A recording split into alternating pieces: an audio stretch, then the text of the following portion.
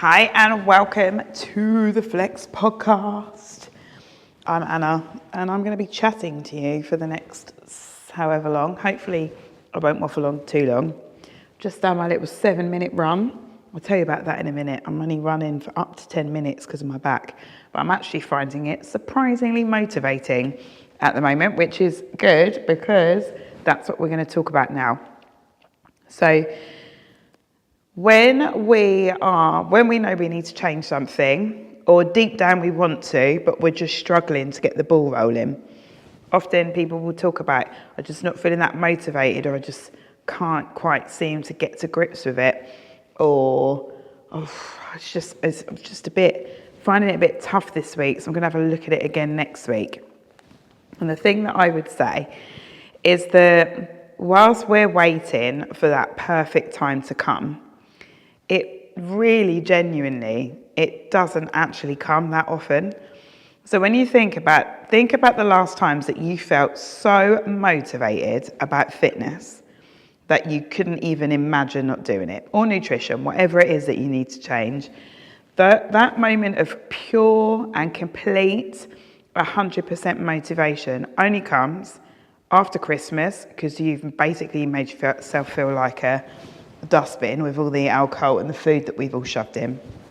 After an all-inclusive holiday or 2 weeks in Ibiza, when you've basically alcoholized yourself and you feel horrendous, or after a health scare. These are the only times that someone has got that 100% pure, driven focus and motivation. Obviously, if you're going to commit to run a marathon or something, you probably have it then as well. But for normal people in normal day-to-day life, it really doesn't happen that often. So we could be waiting a really long time to get that feeling back. And you see this a lot with people in January, because January, everyone is so highly motivated. One, it's a fresh year, and two, probably drunk and eating your body weight for the 5 weeks previously. So the motivation is super high. That starts to drift off a little bit. For a lot of people within 3 weeks, but for some kind of February, March time. And then think, oh yeah, but you know what, I've done really well. So I'll just wait a couple of weeks for when I get re-motivated. But it doesn't happen like that, because January is special, and special purely because we do tend to treat ourselves with maybe less than the optimal kind of fitness, love and care in that December period, which is great, by the way. We have a lovely time when we do it, don't we? But we can't live like that all the time, because otherwise we won't be looking after our health and wellness. So, for example, I had to give up caffeine a few months ago, and I'm drinking a bit again now, because it does really help with my training, but I'm only allowing myself to have it twice a week. So when I quit caffeine, the doctor told me I had to, because my stomach was quite bad. So he said, you've got to just stop drinking it, just stop caffeine now and see what happens. So if I'd said to you, the doctor told me to stop caffeine, but I'm going to wait until I'm less tired to stop it, would you have just said to me, oh yeah, that sounds like a great idea? Or would you have said, you probably feel tired because you're drinking too much caffeine, and you're not getting adequate sleep because it affects the depth of your sleep and the quality of your sleep. So I think you probably would all have said to me, Anna, don't be stupid, just stop now. So I did anyway, because I was scared of the doctor. And for 5 days, I felt like an absolute bag of shit. Absolute awful. So tired, headache, just dirty. I felt, that's the only words that I can explain it. But after those 5 days, I felt great. During those 5 days, I just had to stop myself from having caffeine. And it wasn't a desire. And to be honest, I wasn't particularly highly motivated about it. I just felt so shit beforehand that I was like, I would try anything at this point. So I did, and it worked. And it's not dissimilar to habits with health and fitness, although for a lot of people, you have to actively now do something rather than stop doing it. For some people, it's stop doing stuff as well, like if you're trying to quit smoking or drink less alcohol or stop snacking on certain things, there is an element to stopping things as well. But starting something whilst you do have to make yourself do it, the same as I had to make myself not drink caffeine, it has different elements, but it's fundamentally the same thing. It comes down to the fact that you have to be disciplined, and you have to. And I'm not trying to be a knob about it and sound like one of those people like, just be disciplined and do this and blah, blah, blah. But that is literally all anyone else is doing, because sometimes we don't want to train either. Sometimes we don't want to get our steps in. Sometimes I would like to just sit there and eat an entire bag of tortilla chips and a bag of chocolate buttons. But I know that I won't feel better after. And I know that I will feel better after I train, or I will feel better after I do some exercise. Even if I'm absolutely knackered, I still feel better after I've got a few steps in. So we do have to have that like self-awareness of when we need to look after ourselves more. So maybe we don't go and do an hour and a half's heavy lifting when we've got in the middle of a cough, for example. But it might make us feel better to go out and get 5,000 steps in the fresh air outside of our home, move a little bit, and then go home and get cozy and rest. So there are things that we've got to weigh up. But for general life, when you're taking out complete exhaustion and feeling poorly, we do need to make ourselves do stuff. And when we do that, it makes it easier to do it again. And that is all anyone that you would consider to be fitnessy, that is all that has happened to them. They consistently made themselves do it. And then at some point, they didn't have to make themselves anymore because it became part of their life and part of their routine. I've been lifting weights now for about 20 years. Not particularly proficiently to begin with, but properly, like intensely, for 15 years. And I don't even have to really make myself go now, because it is just in my diary and it is part of my week, just like brushing my teeth is. And that is somewhere where fitnessy people that you consider to be fitnessy, that's where they get to, is that it's just in their life now. But that comes from having forced themselves to do it at some point. So don't think that this is something that's only happening to you. Anyone that has been fitnessy, unless they were born probably into like an athlete's family or something, they've made themselves do this stuff, physically force themselves, even when they didn't want to, and then kind of end up enjoying it, kind of end up looking forward to having that break. I love it now. Like, I just think, oh, thank God, I haven't got to sit at my desk anymore. I get to go and train, and I'm going to listen to a podcast, or sometimes I actually do have a program on. I'll have a documentary on while I'm training, because sometimes I find it hard to focus. So that like makes my brain just sit in the moment that I'm in.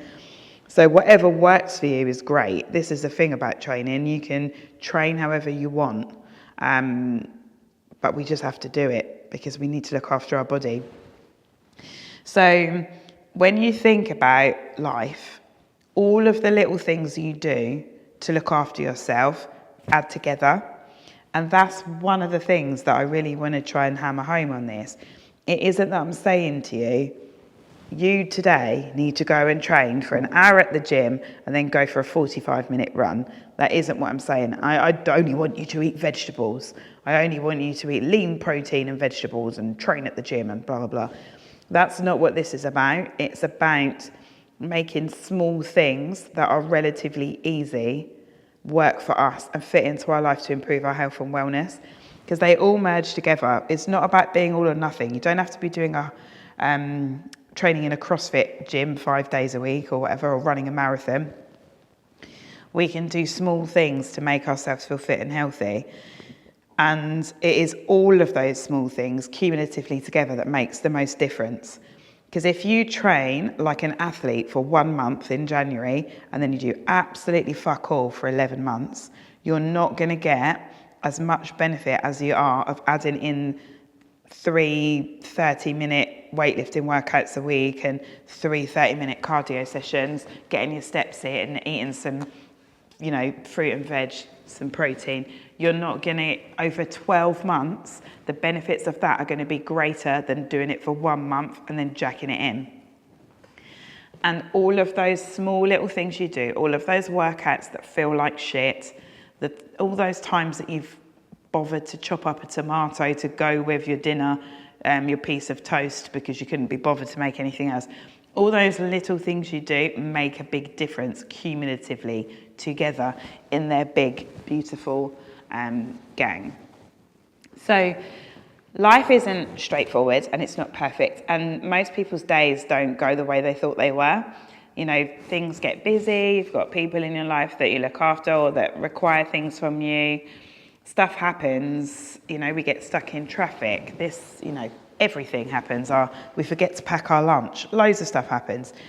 But we don't have to throw the towel in on everything because one thing went badly. So let's say maybe everything's gone to shit at work. They've made you stay late. You don't get home until 8 o'clock. You've missed the normal workout time. You do something at 6:30, say. You've missed everything. Now it's 8 p.m. and you were planning to cook a bolognese and you haven't got time. So you could say, fuck it, I'm just going to eat this bag of Doritos and I'm going to bed. Or you could think, whilst I cannot be bothered to cook my bolognese, I can manage scrambled eggs and mushrooms on toast, for example.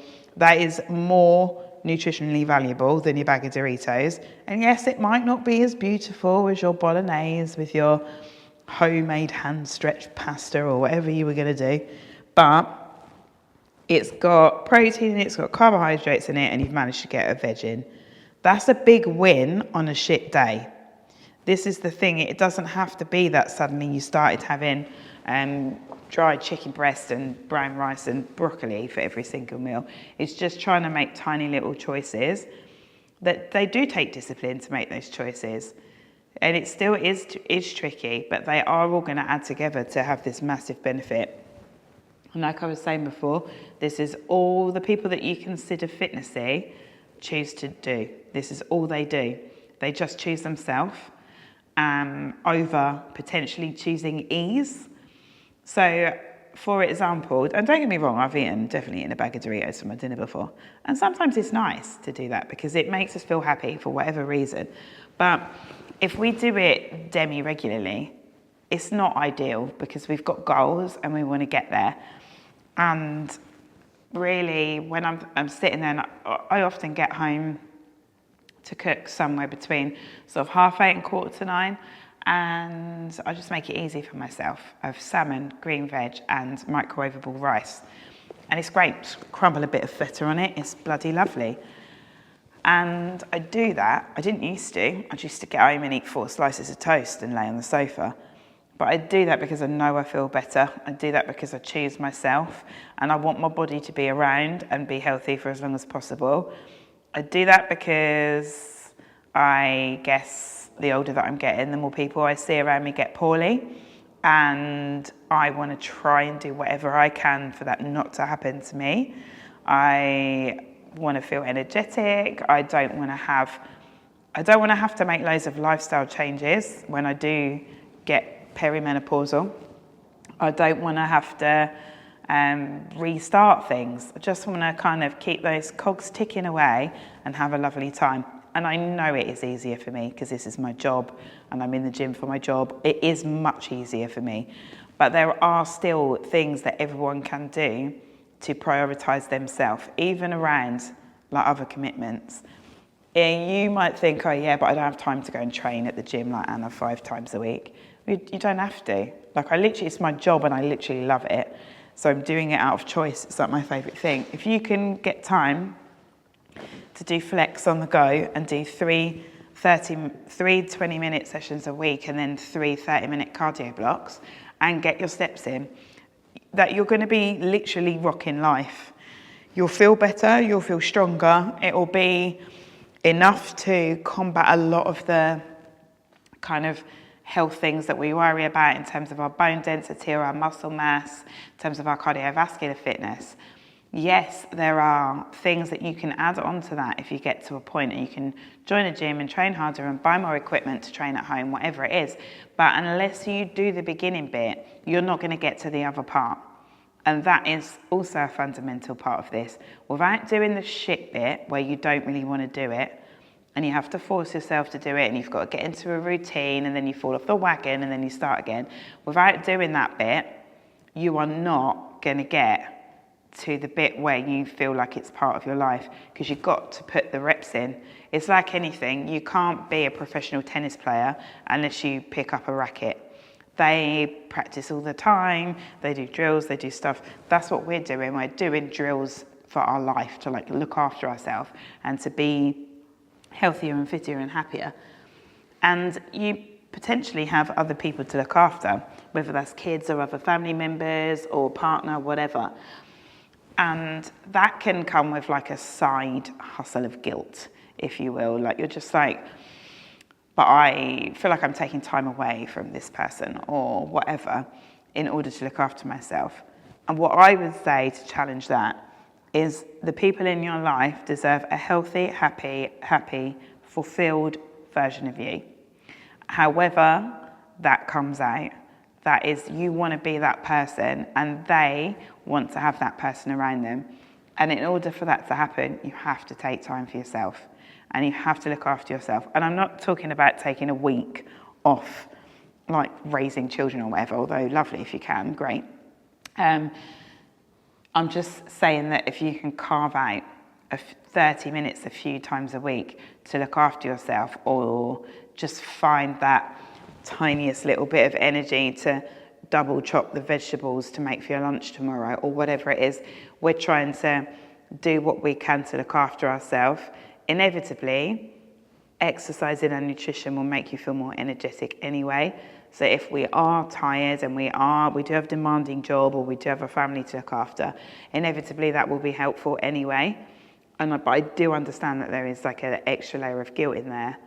But I have to say, I think, speaking as a child of my parents, I'm very proud of how fit and healthy they are, and I'm very proud of how much effort they've put into looking after themselves. And my mum used to take me for a run when I was a spotty, sweaty teenager, and I whinged all the way around. She took me to aerobics, to step. My dad taught me how to play various different sports in the garden and over the park, and they can do those things because they were trying to look after themselves at the same time.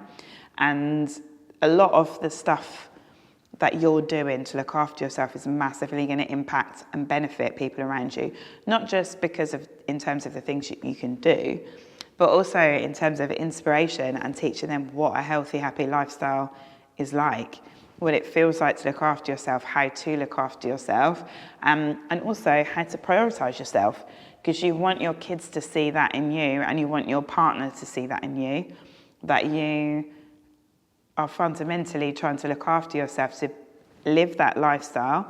And maybe it's something you want to rub off on a partner, or maybe it's like a parent you want it to rub off on, or a friend.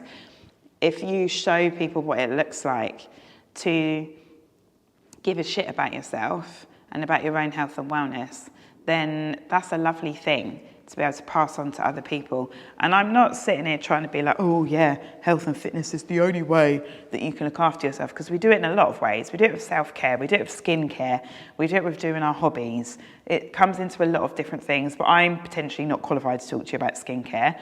I am qualified to talk to you about fitness and nutrition. So that's what I talk about.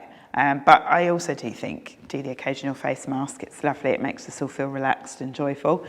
But looking after yourself in whatever way that comes to you is an imperative and important part of being a happy person and someone who enjoys their life and is enjoying, even if you're only getting to do 10 minutes of something you want a day, it will make you feel more joy than doing 0, 100%.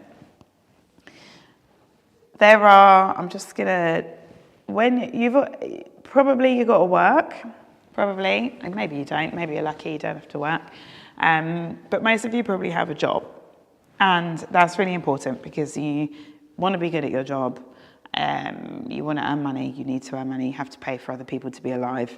It's very important, but it isn't the only thing that there is. And some people have very demanding jobs, like maybe you have to stay late a lot, and in which case I would say then maybe you need to try to do exercise on the weekend or before work. Try to food prep as much as you can. When I say food prep, I'm not being a wanker about it. I don't make 6 days in advance or anything. I just literally chop up the vegetables so that when I get home, all I have to do is pour them out of the Tupperware into the pan, and then I fuck off to go and have a shower. It doesn't have to be like massive, huge things that you're doing in order to make that happen. You don't have to deep freeze 55 meals to cater for the next month or something. You might want to do that, and that's great if you do. But a lot of it is literally just, I know at 9 o'clock tomorrow night, I'm not going to cut these vegetables up, so I'm going to do it now while I'm making so-and-so's lunch, whatever. To make it easy for yourself. And in terms of work, I love the fact that people are really into their job. I am really into mine, and I think it's great. But if, when you're employed, you're contracted to a certain amount of hours, and for a lot of people, you would be expected to stay on a bit late if there was something to do, or come in a bit early, or whatever it is. Maybe you've got to finish off some emails at home. And I totally get that, but it shouldn't prevent you from looking after yourself. If it does prevent you, if there's so much work, they need to hire someone else. On a salary, it is not your responsibility to make that happen. Self-employed people, we're a bit screwed because we're the only person who can make stuff happen. But when you're employed somewhere, if there is too much work for you to legitimately get done in, I'm not saying about never doing overtime, never staying late, because people have to, like that's the whole point of, being good at your job and stuff.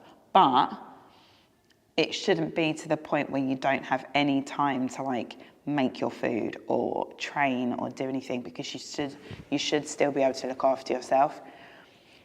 I'm not going to harp on about that because, again, I probably wasn't the world's best employee, if I'm honest. I was fine, but I always left when I wanted to go to dance. So probably not the best example, but you are important in every aspect of your life, at work, at home, and personally. You are important, and we have to be able to prioritise that a little bit as well. When you're looking, sometimes I talk to people and they're like, I just can't seem to get myself going. Go small. We're not talking about doing a lifestyle overhaul. We can go small, start small, and then see how we progress. So a little thing I did recently, here was my conundrum. I'm missing a cardio session because I'm only teaching 2 classes a week, so I needed a third one because that's what makes me feel happy and makes me feel nice and fit. Thing is, I don't really like anything apart from dancing, and I don't mind running, but I'm not supposed to do too much of it because of my back, because of the impact and so on. I am, however, a lot stronger than I was last time I was running. The other conundrum, dancing happens when I'm at work. All the classes run when I'm at work, and that is just the way it is. No one runs a dance class at 2:30 on a weekday afternoon because no one would go apart from me. So that's that. I needed to fit in my cardio. I didn't want to do it in a way whereby I had to wash my hair an extra time because I have fine hair, and I really enjoy my hair washing protocol that I have at the moment, and it's great. So there's that. So I was like, I need to get this cardio in, and I can't keep putting it off. I've been putting it off for months. Let's get a grip. So I just made up my own running pyramid, and that is what I'm doing. So I'm doing 5 minutes on day 1, then 6 minutes day 2, 7, 8, 9, 10, and then I go back down, 9, 8, 7, 6, 5. So in the last 2 weeks, I did 5 to 10 on the first week, and this week I'm going to fit in 9 down to 5, and then hopefully back up to 6 again. Just depends on whether I am hungover on Sunday or not. Excuse me, but I don't think I will be. I think I'll still be able to come in and get it done. So I found that 10 minutes isn't long enough for me to get sweaty hair. So that's worked out really well. I also found that I only get bored sort of kind of over the 7 or 8 minute mark. So it's only 3 days that I really have to motivate myself to do it and really go, come on, don't be a little bitch, finish the 3 minutes. There's only that small little amount that I have to really push it for. And so it's working really well. Over the week, or my first week, that made 45 minutes. And then on this week, I think it's going to be 41 minutes. So this is something then that easily ticks my extra cardio box, because 3/4 of an hour, 40 minutes to 3/4 of an hour is great. That's ticking off my extra cardio. It's really having zero impact on my time because it's taking me a maximum of 10 minutes. So that's fine. I'll just slip it in between stuff, as it were. And yeah, it's working great. So I'm going to carry on doing it, seeing how my body feels, which so far is good. And I'm thus far enjoying it. So this is what I'm saying. When you're picking small things, you might think, oh, what's the point in running 5 minutes? Well, it's a lot of point if it's going to add all together, especially, and even over time, even if you ran 5 minutes once a week, to begin with, over a year, that is a lot of minutes. I can't do that maths. 250 minutes. Over a year, that's 250 minutes. And that is what I mean. Small things add up quickly, especially when you kind of realise they weren't as bad as you thought they were. I put so many stumbling blocks in my way to start running. And then I did it, and I was like, oh, actually, that was literally fine. I was like, oh, I'm not going to be fit enough. I used to be quite good at running. I used to do like races and stuff. And now I thought, oh, I'm going to be shit, and then I'm going to get pissed off at myself. Turns out I'm absolutely fine to run 5 minutes. Well, it was fine. Then the next day, 6 minutes didn't feel that bad. 10 minutes, I definitely start to get bored and feeling a little bit like I'm done. But it's still within the realms of what feels comfortable. Whereas, you know, if you told me, Anna, you've got to go out and run for 45 minutes today, I would have been like, oh my God, I'm going to die. I don't want to do it. It's going to be sweaty. I hate it. It's boring. Like, you put loads of stumbling blocks, like, in your own way. And actually, breaking it up over the week is the easiest thing I've ever done. So I'm going to leave you with that because I feel like I'm coming to the end of my 30-minute timer on my camera. But make yourself do stuff. But make yourself do small things that over time will feel easier and easier and easier. You can make them longer. If I suddenly want to start running 45 minutes 3 times a week, I can do that later. I have absolutely no urge to do that right now. So I'm doing what I can with the time that I've got available to me. And that is literally all we need to do, honestly. Don't keep putting it off. Like, I'm filming this, I'm recording this on a Wednesday.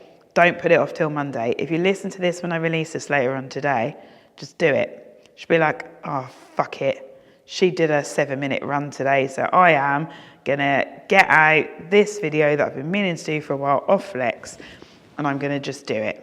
30 minutes and done. I don't think there are very many workouts, especially on the go and supplementary workouts I've got on there, that are over 30 minutes. I know Flex Fully Charged is, but if you're on that, then you're a bit of a psychopath anyway, so good for you. But if you're just getting started, we just have to do it. Same as if going to the gym. If you keep saying, I'm going to go to the gym next week, I'm going to go to the gym next week, go to the gym today.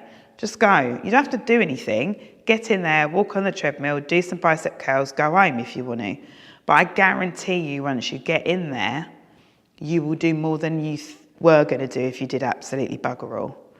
So make yourself, even if it's just to take the tiniest step to get started with something, do it today. Cut up a vegetable, drink a glass of water, whatever it is, but just do it. I'm going to stop nagging you with my naggy voice, and I will speak to you soon. Look at that, 29 minutes and 19 seconds. I'll chat to you soon. Have a great day. Cut up a vegetable. Do something. It's going to be great.